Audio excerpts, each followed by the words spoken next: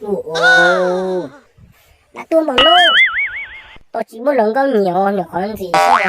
Mình biết không tiền thọ luôn tôi chỉ sống được con chút này. Một thọ quân lo mà tôi đi phát ít số. Tôi lần có chỉ nhiều. Đại tạo.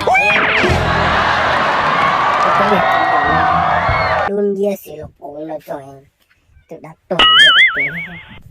Nên còn mà chỉ hay. Sẽ chập lớn luôn lo nè. Cú rồi. Nó thả luôn có từ từ nè. Đừng có bé tiền đừng có chỉ phỉ yêu. Em nó chạy tao cha nè. Chạy tao thì chỉ phỉ đừng có không mong. Ok. Đừng có hiện chỉ tổ từ mà chỉ sản rồi hay luôn đi. Hay gì chỗ cậu rồi một đôi mình là tí té dù. Thế có hù ấy số tông đầm tí chạy nè. Để dòng chỉ này mà tự yêu này chỉ tao hù đầm lên ta. Chạy cho một thể luôn. Chỉ sẽ lượt tê lượt tui tê. Ui này có sĩ có lần tí nhìn đừng có nhìn rồi chỉ đi xí rồi. Tôi dù mà chỉ một nói rồi. Tôi chỉ thật sự có gì thôi. Tôi cho thả lòng con. Thế nó có chỉ nhẹ thì dùng cho nó cái lòng để tôi mua nó chỉ nó có thể tâm nhẹ. Ôi chứ sao mà tư đừng có chỉ muốn nó tôi có gì. Sẽ tao tiêu cái chỉ nó có kia. Nó sao là nó. Thì tao làm xe chùa lại cho bọn nhà là cho thằng con kinh tao thầu. Thế thì tao ta. Để nó được thẻ sư. No. Rồi cũng là chỉ sư. Một tờ lên một tờ. Tụi bố. Để tên nói. Tôi làm mình gì hết bố khơi. Bố trong bố xem chỗ này chỉ không chứ. Bố phụ ni ở trời bố xem gì khó lên cho thế. Thật tình mà lên chạy tao bố này vô.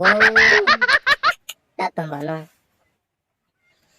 Tụi em chỉ nó kia cho mấy tụi nó có cái lên nô cứ vào đấy chia nó chỉ mấy tụi sống đó thôi này trên cả tàu lấy chỉ mấy tụi sống đó dùng tụi sao trên cái phát đó là tụi chỉ tay rồi tụi sẽ từ tiện rồi phải tiêu những cái chỉ tao yêu của nó cha cho tao yêu phải đắt tuần một lần chỉ đừng có cảm thấy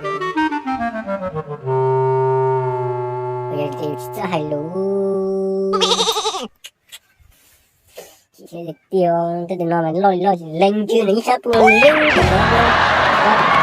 phải sắp được trên lên kia nó sẽ xem này rồi nó để chỗ đút tai rồi oh no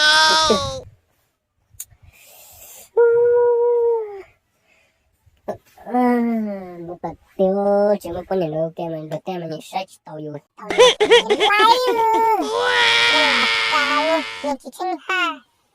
nhưng mà vật tàu chứ nhưng lại đi coi mình sẽ chứng minh rồi